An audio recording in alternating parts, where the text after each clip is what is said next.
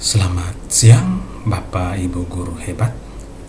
Pada hari ini saya akan memberikan atau membagikan P5 Suara Demokrasi dengan tema Suaramu, Ekspresimu. Untuk bisa mempelajari tentang P5 tentang suara demokrasi, para guru dari berbagai tempat di Nusa Tenggara Timur, baik guru penggerak, baik guru dari IKM maupun guru-guru yang lainnya, berkumpul bersama untuk membahas tentang kurikulum merdeka. Dalam pembahasan kurikulum merdeka itu, kami membahas tentang kegiatan profil pelajar Pancasila dan kegiatan lainnya. Dengan demikian, pada saat ini saya memfokuskan untuk membagi tentang profil pelajar Pancasila, khususnya yang ada di SMA Negeri 1 SOE. Untuk profil pelajar Pancasila, kita kenal ada 3 tahap, yaitu ada tahap pengenalan, tahap kontekstual, dan tahap aksi. Di tahap pengenalan itu menjadi membuat mandala, wacana setara, bermain peran, presentasi dan diskusi anak muda sebagai kelompok dalam rentan demokrasi, dan pembicara tamu. Jadi di pengenalan ini kita memberikan kepada siswa pentingnya partisipasi individu dalam proses pengambilan keputusan bersama. Dengan demikian, kalau siswa-siswi paham tentang pentingnya partisipasi individu, maka diharapkan Indonesia dipimpin oleh orang-orang yang sangat kompeten dalam bidang demokrasi. Dengan demikian, Indonesia menjadi negara yang berbudaya dan juga negara yang makmur. Nah, yang pertama, membuat mandala. Mandala ini dibuat oleh bunga dari berbagai warna. Nah, kelihatan kalau dari berbagai warna itu menjadi indah.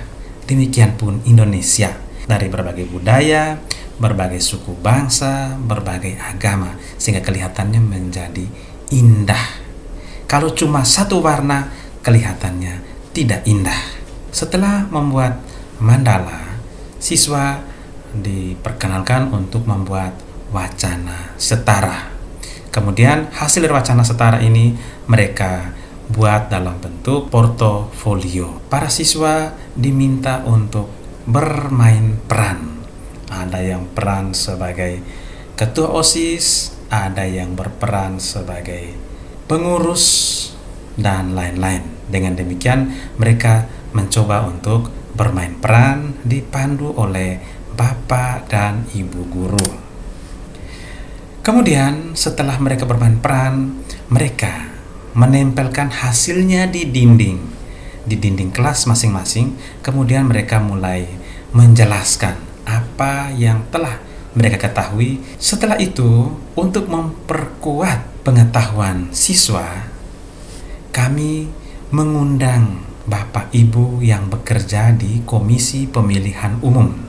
Dengan demikian, dari Komisi Pemilihan Umum mereka akan menjelaskan lebih detail tentang tata cara pemilihan umum. Dan diharapkan anak muda jangan menjadi golongan putih. Setelah tahap pengenalan, kita masuk pada tahap kontekstual. Di kontekstual ini kita bagi menjadi 3, yaitu yang pertama, penggunaan media sosial dalam mengekspresikan pendapat. Kemudian ada gallery work, kemudian pengumpulan dokumentasi pembelajaran dari awal sampai akhir. Dengan demikian menjadi suatu bundel yang bagus. Nah, kita lihat yang pertama adalah penggunaan media sosial dalam mengekspresikan pendapat. Nah, di sini kami mempersilakan kepada siswa untuk berkomentar atau berpendapat ya tentang demokrasi ini, bisa lewat WA, bisa lewat Facebook, dan lain-lain. Setelah itu, kita masuk pada tahapan aksi nyata. Di aksi nyata ini, kami mulai dengan mengunjungi rumah pintar. Kemudian diadakan perencanaan pemilihan ketua OSIS.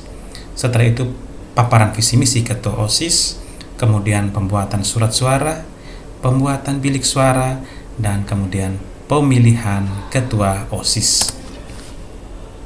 Nah, saat kami berkunjung ke Rumah Pintar, di sana siswa sangat aktif bertanya kepada Bapak Ibu yang ada di Komisi Pemilihan Umum. Dan di sana pengurus di Komisi Pemilihan Umum menjelaskan kepada siswa secara detail tentang tata cara pemilihan umum. Setelah pulang dari KPU, para siswa berdiskusi, kemudian mulai berembuk untuk membuat perencanaan pemilihan ketua OSIS di bawah bimbingan Bapak dan Ibu guru.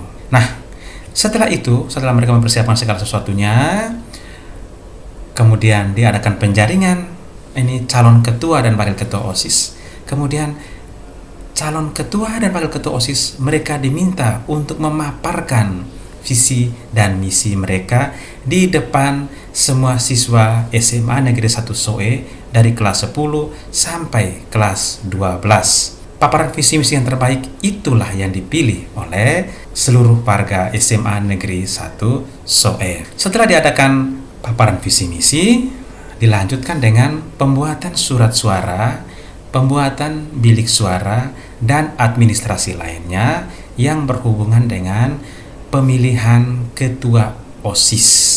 Nah, di sini adakan pemilihan ketua OSIS langsung dipantau oleh Bapak Ibu yang bekerja di Komisi Pemilihan Umum. Nah, di sini mereka mengarahkan bagaimana cara pemilihan ketua OSIS yang baik dan benar sesuai dengan tata cara pemilihan kepala daerah, presiden maupun DPR. Ketua OSIS dan wakil ketua OSIS terpilih dikukuhkan oleh kepala sekolah pada apel hari Senin.